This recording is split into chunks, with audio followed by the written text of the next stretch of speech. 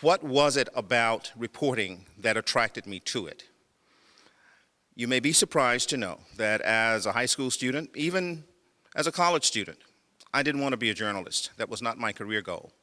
I majored in history.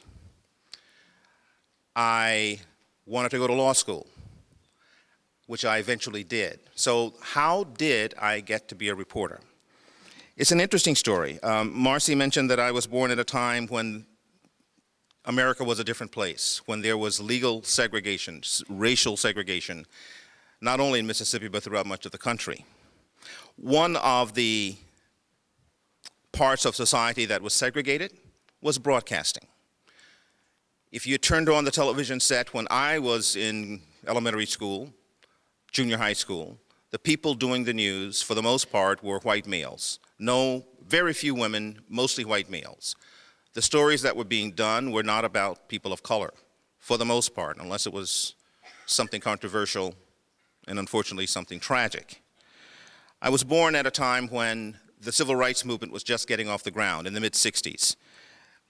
I lived a few blocks from the streets where the police fire-hosed civil rights demonstrators who were trying to gain for everyone the right to vote, to have a better society. So I'm watching all of this and I'm seeing all of this. And I didn't want to be a journalist, but I was very curious about everything. I wanted to know, why are the people coming to Mississippi to protest? How is that going to change my life? I began to read the local paper. Now, I know that the newspaper, the old-fashioned newspaper, is something that's kind of going the way of the buffalo. But at one time, the newspaper was a principal means of getting information. I delivered newspapers for 4 years, and every day I'm reading the front page of the paper, and I'm seeing the writers talk about outside agitators and how these people who are promoting the civil rights movement are communists and they are anti-American. And I'm thinking, wait a minute, they just want me to be able to drink at the water fountain and to get a better job and for my dad to get equal pay for the job that he's doing. So I'm reading one thing, but I'm seeing something else in my own life. And I began to wonder, who are these people who are writing these things? So as I progressed through school, I began to try to read more. I took a special interest in current events. I did okay on tests. And I listened to the news. Didn't watch the news, I listened to the news because for a long time we didn't have a television. So the newscast that I would receive would be on the radio. One semester before I was to graduate, I got the call from WCBS TV in New York, and I was hired as a reporter there and stayed there for 10 years covering all kinds of stories. One of them, the crash of Pan Am Flight 103 over Lockerbie, Scotland. It was an evening assignment. I was sent to JFK to meet families who thought their loved ones were going to be arriving, only to learn that the plane had crashed and that they had likely died. It was one of the most heart-wrenching stories at that stage in my career that I had ever covered.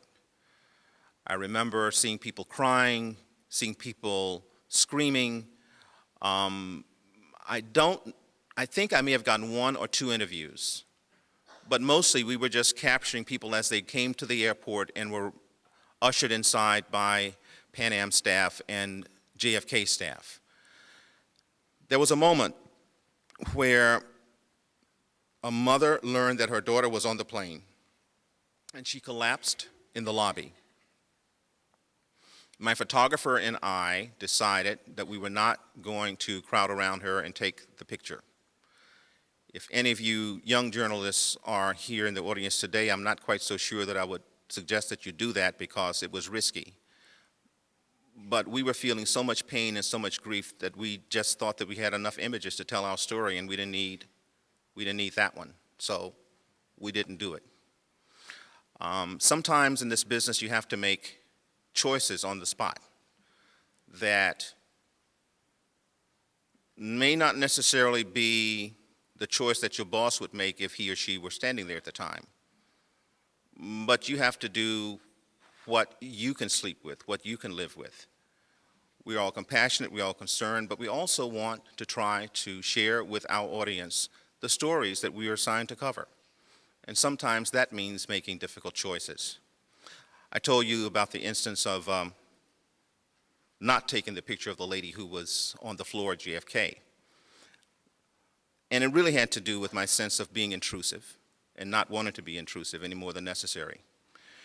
So I don't know the time span, but there was another story in Brooklyn, New York, where a young man had been killed over a $1 adornment that he clipped on his jacket, a rabbit's foot in effect. Another young man accused him of taking his rabbit foot. There was a fight. Someone came back with a knife and killed the kid with the rabbit's foot. So the next day, my assignment editor sends me and my crew to Brooklyn to do this story. So we find the place where the kid bought the rabbit foot.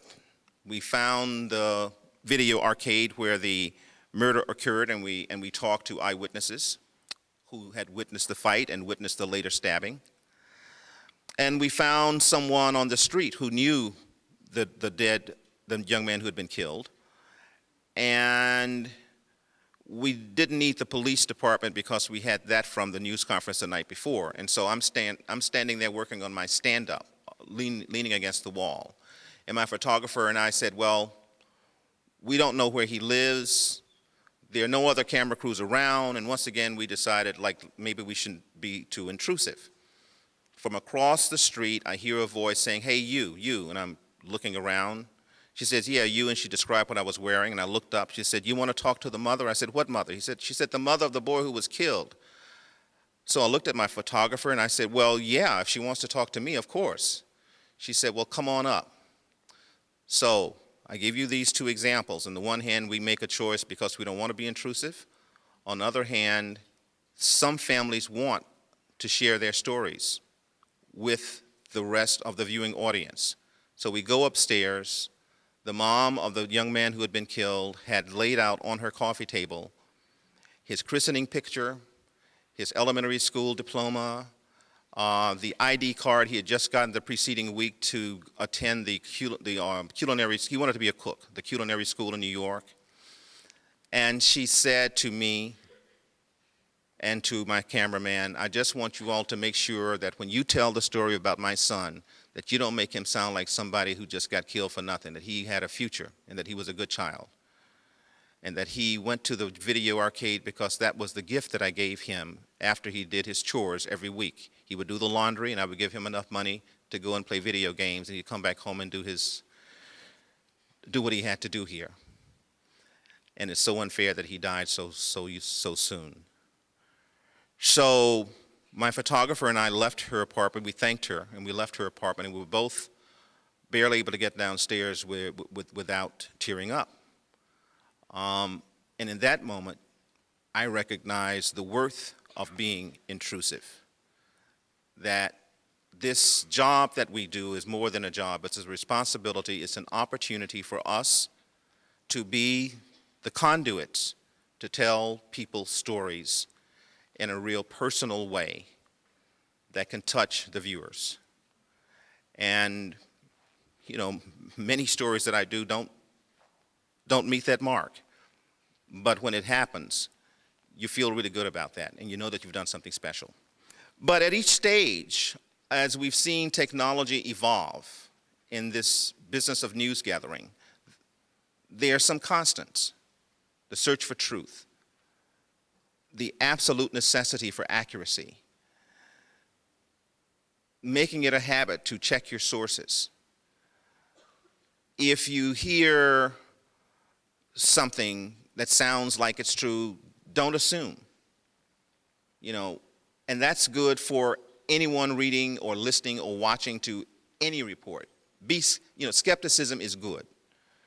So now we have BlackBerry and Twitter and Bitly and I don't know what. So the means of getting information to people will change. Has changed, it is changing, it will change. But the fundamentals, truth, accuracy, fairness, real balance, that's forever.